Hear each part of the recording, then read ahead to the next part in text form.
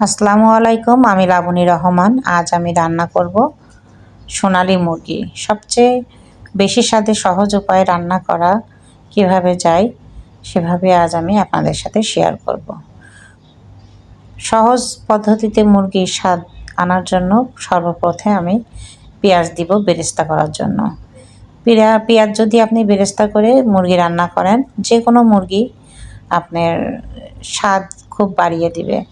বেরেস্তা পেঁয়াজের ভিতরে আমি আদা, রসুন, পেঁয়াজ, জিরে দিয়ে মশলাগুলো কষিয়ে নিলাম। মশলাগুলো আমি একটু স্কিপ করে ফেলেছি, এর জন্য আমি আপনাকে বলে দিলাম। আদা, রসুন, পেঁয়াজ, জিরে এবং ব্লেন্ডার করে আমি মশলাগুলো কষিয়ে নিয়েছি। এর ভিতরে আমি দিয়েছি কাঁচামরিচ 5-6টি, দিয়ে ভালো করে মুরগিগুলো কষিয়ে নেব। দিয়ে দিলাম 1 টেবিল চামচ গরম মশলার গুঁড়া। এটা বড় চামচের 1 টেবিল চামচ গরম মশলা। আমি ভালো করে মুরগিগুলো কষিয়ে নেব। আমি সাধারণত জানেন যে গরম মশলা, আস্ত গরম মশলা দিয়ে রান্না করতে বেশি একটা পছন্দ করি না। আমি গুঁড়া গরম মশলায় দিয়ে দিলাম এখানে টমেটো সস। টমেটো সস দিলে একটু স্বাদ লাগে, এটা সোনালী মুরগি, তাই আমি একটু দিয়েছি টমেটো সস। দিয়ে দিলাম মুরগি কষানো হয়ে গেলে এর ভিতরে আমি দিয়ে দিলাম গরম ফুটান্ত পানি। ফুটান্ত পানি দিলে আপনি জানেনই সব তরকারিতেই খুব ভালো একটা স্বাদ আসে, এজন্য আমি দিয়ে দিয়েছি গরম পানি।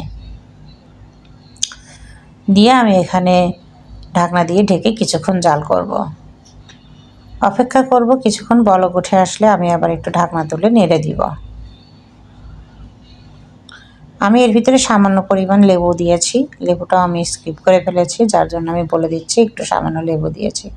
আর দিয়ে দিলাম 1 টেবিল চামচ চিনি এবং লেবু এবং টক দই দিলে আর একটু ভালো হতো।